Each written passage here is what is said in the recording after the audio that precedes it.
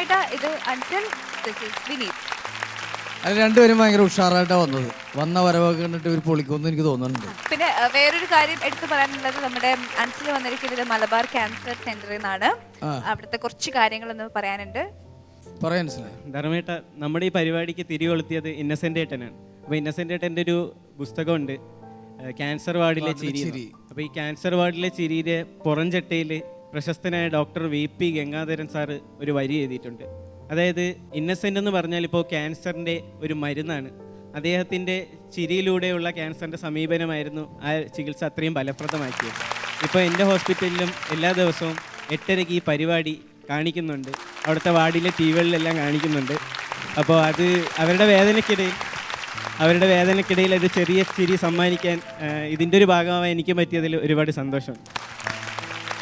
പലരും എന്നെ കാണുമ്പോൾ, പേഴ്സണലായിട്ട് കാണുന്നവരും വിളിക്കുന്നവരൊക്കെ പറയുന്നുണ്ട്, ചിരി പ്രൊഡ്യൂസ് ചെയ്യുന്ന ഒരു പരിപാടി എന്നുള്ള നിലയിൽ ഞങ്ങളിത് കാണാറുണ്ട്, ഞങ്ങൾക്കിത് കാണുന്നത് വലിയ ആശ്വാസമാണെന്ന് പറയുന്നുണ്ട്. അതിൽ നമ്മളെക്കാളും ഈ പുതിയ പ്രതിഭകൾ ഇത്രയും പേര് ഈ മേഖലയിലോട്ട് വന്നത് ഒരു വലിയ ഭാഗ്യമായിട്ട് ഞങ്ങളും ഒക്കെ കരുതുന്നു. ഓൾ ദ ബെസ്റ്റ് രണ്ടുപേർക്കും. ഓക്കെ, ഫസ്റ്റ് പെർഫോം ചെയ്യുന്നത് അൻസിലാണ്. കേശു മാമ ബെസ്റ്റുമായിട്ട് റെഡിയാണ്. അൻസിൽ, തുടങ്ങുമല്ലേ? Here we go. നിങ്ങൾ ബെസ്റ്റ് ഫ്രണ്ട്സ് ആണല്ലോ ധർമ്മേട്ട, നിങ്ങൾ രണ്ടുപേരും. അപ്പോൾ എനിക്കൊരു ബെസ്റ്റ് ഫ്രണ്ട് ഉണ്ട്. ബെസ്റ്റ് ഫ്രണ്ട് അല്ല, ബെസ്റ്റ് ഫ്രണ്ട്. അപ്പോൾ ഈ ബെസ്റ്റ് ഫ്രണ്ടിനെ പരിചയപ്പെടുന്നത് ബസ്സിൽ വെച്ചിട്ടാണ്. അപ്പോൾ ഇവനൊരു പ്രത്യേകത ഉള്ളതെന്ന് വെച്ചാൽ ഇവൻ്റെ വർക്കിംഗ് ഏരിയ ബസ് സ്റ്റാൻഡ് ബസ്സുമാണ്. അപ്പോൾ ഇവൻ ഈ പ്രായമായവരെ അത്ര ബഹുമാനമൊന്നുമില്ല, അവർക്ക് എവിടെ കണ്ടാലും അവൻ പണി കൊടുക്കും. അപ്പോൾ ഈ ബസ് സ്റ്റാൻഡിൽ ഈ അപ്പൂപ്പന്മാരൊക്കെ വന്നിട്ട് ഏതെങ്കിലും ബസ്സിൻ്റെ സ്ഥലം ചോദിച്ചു കഴിഞ്ഞാൽ ഇവൻ വേറെ കയറ്റിയൊക്കെ വിടും. അതായത് ഈ കാസർഗോഡ് ബസ് ചോദിച്ചു വരുന്നതിനെ കൊല്ലങ്കോട് ബസ്സിൽ കയറ്റി വിടുക. അതേപോലെ തന്നെ മുതിർന്നവരെ കണ്ടു കഴിഞ്ഞാൽ ഭയങ്കര കലിപ്പാണ് ഇവൻ ഈ മുതിർന്നവർന്ന് എഴുതിയിരിക്കുന്ന KSRTCയിലെ സീറ്റുകളില്ലേ, അതിൽ ഈ ബ്ലൈഡ് കൊണ്ട് ചുരണ്ടിക്കളയും. അപ്പോൾ അതിൽ തീർന്നവർന്ന് എഴുതിയിരിക്കും. അപ്പോൾ ഈ അവിടെ ആരെങ്കിലും വന്നിരുന്നു കഴിഞ്ഞാൽ അവൻ നോക്കിയിട്ട് തീർന്നവർ ഇങ്ങനെ പുഞ്ചിരി. അവന് അതൊരു വല്ലാത്തൊരു എന്തോന്ന് കിട്ടുന്നുണ്ട് അതിൽ നിന്ന്, ആത്മനിർവൃതി. അപ്പം ഇവൻ്റെ ഒരു പ്രത്യേകത എന്ന് പറഞ്ഞാൽ ഇവനും കണ്ടക്ടറും തമ്മിൽ എപ്പോഴും അടിയാണ്. ഒരു ആഹാ ഏഹേ ബന്ധമാണ്. അതായത് ഇവർ കാണുമ്പോൾ ആഹാ ഏഹേ പുല്ലേക്കാരെ മാടിപ്പോകെ, ഈ ഒരു അയ്യപ്പനും കോശിയും പോലെയാണ്, ഇവർ തമ്മിൽ ചേരത്തില്ല. അപ്പോൾ ഈ KSRTCയിലെ കണ്ടക്ടർമാർ ഒട്ടും ചില്ലറക്കാരല്ലല്ലോ, ഇവരെ ചില്ലറ കാണാറില്ല. അപ്പോൾ ഇതും ചൊല്ലി എന്നും വഴക്കാണ്. അപ്പോൾ ഒരു ദിവസം ഇവൻ ടിക്കറ്റ് എടുത്തപ്പോൾ ഒരു 8 രൂപ ബാക്കി തരാനുണ്ട്. അപ്പോൾ ഇവൻ ചോദിച്ചു, ഒരു 8 രൂപ ബാക്കി തരാനുണ്ട്. അപ്പോൾ കണ്ടക്ടറാണ്, 8 രൂപ ബാക്കിയൊന്നുമില്ല. അപ്പോൾ ഇവൻ പറഞ്ഞു, എന്നാൽ ഒരു കാര്യം ചെയ്യും, ആ 8 രൂപയ്ക്കും കൂടി ടിക്കറ്റ് ആണ്. അപ്പോൾ പുള്ളി പറഞ്ഞു, 8 രൂപയ്ക്ക് ടിക്കറ്റോ? നിങ്ങൾ 12 രൂപയ്ക്ക് ടിക്കറ്റ് എടുത്തതല്ലേ? അത് കുഴപ്പമില്ല, KSRTC നഷ്ടത്തിലല്ലേ ഓടുന്നത്, 8 രൂപ KSRTCക്ക് കിട്ടണമെങ്കിൽ കിട്ടിക്കോട്ടെ, നിങ്ങൾക്ക് കിട്ടണ്ടാന്ന്. ഇങ്ങനെ 8ൻ്റെ മണി കൊടുത്തുകൊണ്ടിരിക്കും. അപ്പോൾ ഒരു ദിവസം ഈ ബസ് ഒരു സ്റ്റോപ്പിൽ നിന്ന് എടുത്തു കഴിഞ്ഞപ്പോഴേക്കും ഒരു അമ്മൂമ്മ ഉറക്കത്തിൽ നിന്ന് എണീച്ചിട്ട് പറഞ്ഞു, അയ്യോ മക്കളെ, എനിക്കിവിടെ ഇറങ്ങണമായിരുന്നു, ഒന്ന് ബെല്ലടിക്കാവോ എന്ന്. KSRTC അല്ലേ, കണ്ടക്ടർ ബെല്ലടിച്ചില്ല, അടുത്ത സ്റ്റോപ്പിലാണ് കൊണ്ടുവന്ന് നിർത്തിയത്.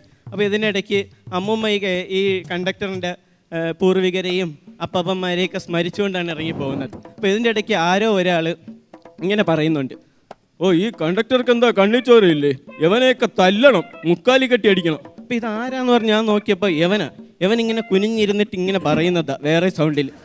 ഇതങ്ങ് നാട്ടുകാർ ഏറ്റെടുത്ത് യാത്രക്കാരെല്ലാവരും അങ്ങോട്ടും ഇങ്ങോട്ടും സംസാരമായി, കണ്ടക്ടറിനെ പിടിച്ച് തള്ളായി, അടിയായി, ഈ പുള്ളിയുടെ ഷർട്ട് വലിച്ച് കീറി, എല്ലാം കീറി. പുള്ളി ഇറങ്ങിയപ്പോഴേക്കും ഇവൻ പറഞ്ഞു, ഞാൻ 2 ചോദിക്കട്ടെ. ഞാൻ പറഞ്ഞു, ഇനി നീ ചോദിക്കാൻ പോകുന്ന എന്തിനാണ്? ഇവൻ എന്നെ തട്ടിമാറ്റിക്കൊണ്ട് ചെന്നിട്ട് പറഞ്ഞു, അതെ എൻ്റെ ഒരു 2 രൂപ ബാക്കിയുണ്ടായിരുന്നു, ഈ 2 ചോദിക്കാൻ പോകുന്നതെന്ന് എനിക്കറിയില്ലായിരുന്നു. അടുത്ത സ്റ്റോപ്പ് എത്തി, അപ്പോൾ ബെല്ലടിച്ചു. നമസ്കാരം ഏട്ടാ, വലിയ സന്തോഷം. ഇത് 3ാമത്തെ തവണ ഇത്തരം ഒരു പെർഫോമൻസുമായിട്ട് വരാൻ കഴിഞ്ഞതിൽ സന്തോഷം. നമ്മളുടെ പരിപാടി രമേശനം പറഞ്ഞതുപോലെ നമ്മളെപ്പോലെയുള്ള കലാകാരന്മാർക്ക് ജനകീയമായി ഇത്തരം ഒരു വേദി കിട്ടിയത് ഒരിക്കലും നന്ദി പറയുന്നു. എൻ്റെ ഒരു സുഹൃത്തിൻ്റെ കാര്യം പറയാനാണ്, വേറൊന്നുമല്ല. അദ്ദേഹം ഒരു പ്രത്യേകതരം സ്വഭാവക്കാരനാണ്, പ്രത്യേക തരത്തിൽ എഴുന്നേൽക്കുകയും നേരെ അങ്ങനെ ഉറങ്ങുകയൊക്കെ ചെയ്യുന്ന ഒരാളാണ്. ഇദ്ദേഹത്തിൻ്റെ ചിട്ടയെന്ന് പറഞ്ഞാൽ രാവിലെ എഴുന്നേൽക്കുമ്പോൾ തന്നെ കൃത്യമായിട്ട് നല്ല നിറഞ്ഞു നിൽക്കണം. അപ്പോൾ നമ്മൾ ഓർക്കും ദൈവത്തിൻ്റെ ഒരു അനുഗ്രഹമാണ്, അതല്ല, നല്ല ചൂട് ചായ നിറഞ്ഞു നിൽക്കണം. ഞാൻ പറഞ്ഞു വന്നത്, ഇദ്ദേഹത്തിൻ്റെ ഭക്ഷണ ക്രമങ്ങൾ അങ്ങനെയാണ്. പല്ല് പോലും തേക്കാതെ ചായ കുടിച്ചതിന് ശേഷം 20 മിനിറ്റ് ഇവൻ എക്സസൈസ് ചെയ്യുമെന്ന് പറഞ്ഞു. അപ്പോൾ എനിക്ക് ഒരു അതിശയം, 20 മിനിറ്റ് എക്സസൈസ് ചെയ്യാന്ന് പറഞ്ഞാൽ നിസ്സാര കാര്യമല്ല. ഇത് എന്താണെന്ന് അറിയാൻ വേണ്ടി ഞാൻ ചെന്ന് നോക്കിയപ്പോണ്ടല്ലോ രമേശേട്ടാ, ഈ ബാത്റൂമിൻ്റെ ചൂരൽ പേസ്റ്റ് വെച്ച് അങ്ങ് ഉരയ്ക്കുക. ഇതാ എക്സർസൈസ്, 20 മിനിറ്റ്. അതിൽ നിന്നാണ് ഒരു ഇച്ചിരി പേസ്റ്റ് കിട്ടുക. പിന്നെ ഈ മൂപ്പരുടെ ഒരു പ്രത്യേകത പറഞ്ഞാൽ, മൂപ്പരുടെ കയ്യിലുള്ള ബ്രഷ് അത് കിടിലനാണ്. അതെന്ന് പറഞ്ഞു കഴിഞ്ഞാല് മൊത്തത്തിൽ 3 നാരേ ഉള്ളൂ. ഇതുകൊണ്ട് പല്ല് തേക്കുമ്പോൾ ഒരെണ്ണം അണപ്പല്ലിരിക്കും, മറ്റൊന്ന് കോമ്പല്ലിരിക്കും, നടുക്കൂടി ഈ അണുക്കൾ ഓടി കളിക്കും. ഞങ്ങൾ ഡൊമക്സ് എന്നാണ് അവനെ വിളിക്കുന്നത്.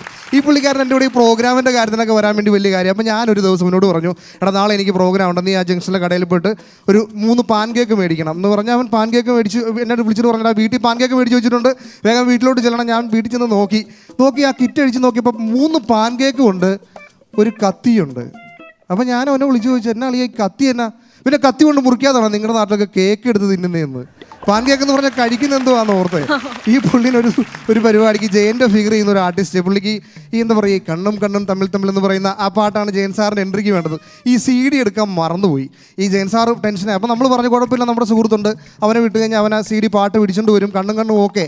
അപ്പോൾ കറക്റ്റ് ടൈമിൽ ജയൻ റെഡിയായി നിൽക്കുന്ന സമയത്ത് അപ്പോൾ ഒന്ന് പാട്ട് ഇടുവാണേ, കറക്റ്റ് ഡേ ജയൻ റെഡി. അടുത്തതായിട്ട് വേദിയിൽ ജയൻ, ഉടനെ തന്നെ ജയന് വേണ്ടിയിട്ട പാട്ട് കണ്ണും കണ്ണും നോക്കിയ നീ കൊള്ളും മാഫിയ. അപ്പം മറ്റേ പാട്ടല്ലേ വേണ്ടേ? ഇത്തരം ഒരുപാട് സംഭവങ്ങളുണ്ട്. ഈ പുള്ളിക്കാരനൊരു ചെറിയ പ്രണയം ഉണ്ടായിരുന്നു, ഒരു ചെറിയ പ്രണയമുണ്ട്. അപ്പോൾ ഈ പെൺകുട്ടിക്ക് ഇഷ്ടമല്ല, പുള്ളിക്ക് ഇഷ്ടമാണ്. അപ്പോൾ ഈ പെൺകുട്ടിയെ കാണാൻ വേണ്ടി എല്ലാ ദിവസങ്ങളും ഈ പെണ്ണിൻ്റെ വീടിൻ്റെ വാതിലിലൂടെ ഗേറ്റിൻ്റെ അവിടെ 2 തവണ നടക്കും. 2-3 തവണ ഇങ്ങനെ കുറേ ദിവസം ആവർത്തിച്ചപ്പോൾ ഈ പെണ്ണിൻ്റെ അച്ഛൻ വിളിച്ചിട്ട് പറഞ്ഞു, മകൻ ഇങ്ങോട്ട് വന്നേ. അപ്പോൾ എടാ എനിക്കറിയാം, ഞാൻ ഈ പ്രായം കഴിഞ്ഞ് വന്ന ഒരാളല്ലേ, എനിക്കറിയാം. അപ്പോൾ നീ അതിൽ വിഷമിക്കേണ്ട, നീ നമുക്കറിയാം എൻ്റെ മോളാണെങ്കിൽ ഇത്ര, അപ്പോൾ നീ വിഷമിക്കേണ്ട കാര്യമൊന്നുമില്ല, നീ പോയിട്ട് നാളെ വാ എന്ന് പറഞ്ഞു. അപ്പോൾ എന്നോട് ഈ സന്തോഷം വിളിച്ചു പറഞ്ഞടാ, കാര്യങ്ങൾ അച്ഛൻ സമ്മതിച്ചെന്ന് തോന്നുന്നു, എന്തായാലും നാളെ രാവിലെ ചെല്ലാൻ പറഞ്ഞു. അങ്ങനെ രാവിലെ ആ വീട്ടിലേക്ക് എന്താ പറയുക ചെല്ലുന്നു. പുള്ളി ചെന്ന ഉടനെ തന്നെ വാമോനെ എന്നും പറഞ്ഞിട്ട് ഒരു തൊപ്പിയും ഒരു ഉടുപ്പും ഒരു പാൻറ്റും കൊടുത്തുകൊണ്ട് പറഞ്ഞു, നീ സെക്യൂരിറ്റി ആയിട്ട് എൻ്റെ വാതിൽക്കൽ നിന്നോളാം. അത്രയും നോട്ടം ആ വീടിൻ്റെ ചുറ്റുപാട് നടന്ന് നോക്കുന്നെന്നുള്ള ആലോചിച്ചിട്ടാണ്. ഈ ധർമ്മനെ ഷോ കഴിഞ്ഞിട്ട് ഞാൻ ബൈക്കിൽ കുറേ നാൾ വീട്ടിൽ കൊണ്ടാക്കുമായിരുന്നു. അപ്പോൾ നമ്മൾ ഇവിടെ ഇറക്കി വിട്ടാൽ ധർമ്മൻ്റെ വീട് ഒരു ഇത്തിരി ദൂരെയാണ്, കണ്ണെത്താവുന്നൊരു സ്ഥലത്ത് വരെയാണ് ഈ ധർമ്മൻ്റെ വീടുള്ളത്. അപ്പോൾ ധർമ്മൻ എപ്പോഴും ഇറക്കി വിട്ട ശേഷം എന്തെങ്കിലും വർത്താനം പറഞ്ഞു പറഞ്ഞാൽ, അപ്പോൾ നാളത്തെ പരിപാടി കഴിഞ്ഞിട്ട് നമ്മൾ അവിടെ സ്റ്റേ ആണ്, അതാണ് ചോദിച്ച് വീട്ടിൽ ചെന്നിട്ട് സിറ്റ് ഔട്ടിലെ ലൈറ്റ് ഇട്ടിട്ട് അവിടെ നിന്ന് എന്നോട് പൊക്കോ എന്ന് കാണിക്കും. എനിക്ക് കുറച്ച് ദിവസം കഴിഞ്ഞപ്പോൾ മനസ്സിലായി, വർത്താനം പറയാൻ ഒരു മാറ്റർ ഇല്ലേലും അവിടെ എത്തുന്നത് വരെ ഒരു ധൈര്യത്തിന് ഞാൻ ഇവിടെ നിൽക്കാൻ വേണ്ടി ഓരോന്നുണ്ടാക്കി പറഞ്ഞുകൊണ്ടായി പോകുന്നത്. എടാ പേടിയടാ, ഞാൻ അവിടെ എത്തുന്നവരെ ഇവിടെ നിൽക്കുന്നു പറയാനായിട്ട് പുള്ളിക്ക് ഒരു അഭിമാന പ്രശ്നം. അപ്പോൾ അതുകൊണ്ട് വെറുതെ ഉണ്ടാക്കി വർത്താനം പറഞ്ഞിട്ടാണ് അവിടെ വരെ പോകുന്നത്. ഒരു ദിവസം അർദ്ധരാത്രി 3 മണിയൊക്കെ ഉണ്ടായപ്പോൾ ഞാൻ ഈ ധർമ്മ ഞാൻ പോവുകയാണെങ്കിൽ ഞാൻ ബൈക്ക് വളയ്ക്കാൻ അല്ലെ നിൽക്കരാന്ന് പറഞ്ഞു. ഞാൻ പറഞ്ഞില്ല, നീ അങ്ങ് പോയിക്കൊണ്ടത്, എനിക്ക് സമയമില്ല, ഞാൻ പോകണമെന്ന് പറഞ്ഞ് ഞാൻ ബൈക്ക് എടുക്കുക പോലും ഇവൻ ചെരുപ്പ് ഊരി കയ്യിൽ പിടിച്ചിട്ട് എന്ന് പറഞ്ഞ് ഒച്ച എടുത്തോണ്ട് ഒറ്റ ഓട്ടം ഓടി, വീടിനങ്ങോട്ട് ഓടി. ഞാൻ എൻ്റെ വീടെത്തി മൊബൈലിലിട്ട് വിളിച്ച് പറഞ്ഞു, എന്തോ ഇടിച്ചു രാത്രി ഓട്ടത്തിൽ, എന്തോ കമ്പിലോ എന്തിലോ ഞാൻ ഇടിച്ചു, അതിൻ്റെ ഒരു ചെറിയ വേദനയുണ്ട് ശരീരത്തിൽ, കുഴപ്പമില്ല, കിടന്നു എന്ന് പറഞ്ഞ് ധർമ്മം കിടന്നു. പിറ്റേന്ന് രാവിലെ ധർമ്മൻ എണീറ്റ് തുറക്കുമ്പോൾ കാണുന്ന കാഴ്ച എന്താണെന്ന് വെച്ചാൽ, അടുത്ത വീട്ടിലൊരു വല്യപ്പനെ ആശുപത്രിയിൽ നിന്ന് തിരിച്ചു കൊണ്ടുവരികയാണ്. അയാളുടെ ശരീരത്തിലൊക്കെ വെച്ചുകെട്ടലുകളും കാര്യങ്ങളൊക്കെ ഉണ്ട്. സംഭവം എന്താണെന്ന് വെച്ച് കഴിഞ്ഞാൽ, ആ പോണ വഴിവക്കത്തുള്ള വീട്ടിലെ അപ്പൂപ്പൻ രാത്രി മൂത്രം ഒഴിക്കാൻ വേണ്ടി പുറത്തിറങ്ങിയതിന് ഇവൻ ഓന്ന് പറഞ്ഞൊരു ഒറ്റ ഇടി ഇടിച്ചിട്ട് അയാൾ തെറിച്ച് കാണയിൽ വീണ് അയാളെ രാത്രി ആശുപത്രി കൊണ്ടുപോയിട്ട് രാവിലെ കൊണ്ടുവരിക. അപ്പൊ ധർമ്മജന് നല്ല സംശയമുണ്ട്, ഈ പുള്ളി കണ്ടോ ഇല്ലയോ എന്ന്. ഇയാളെ പതുക്കെ പിടിച്ച് ആ സ്റ്റെപ്പ് കയറ്റി അയാളുടെ വീട്ടിൽ കൊണ്ടുപോകുന്നതിനിടെ ധർമ്മൻ അവിടെ ചെന്നിട്ട് ചോദിച്ച്, എന്ത് പറ്റിയതാ എന്ന് ചോദിച്ചപ്പോ ഈ അപ്പാപ്പൻ പറയണേ, ഞാൻ പണ്ട് തൊട്ടേ ഇവരോട് പറയണതാണ്, ഈ വഴിയിൽ രാത്രി തേരോട്ടം ഉണ്ടെന്ന്. അപ്പൊ ആരും ഇത് സമ്മതിക്കണില്ല എന്ന്. അങ്ങനെ തേരോടിച്ച ആളാ.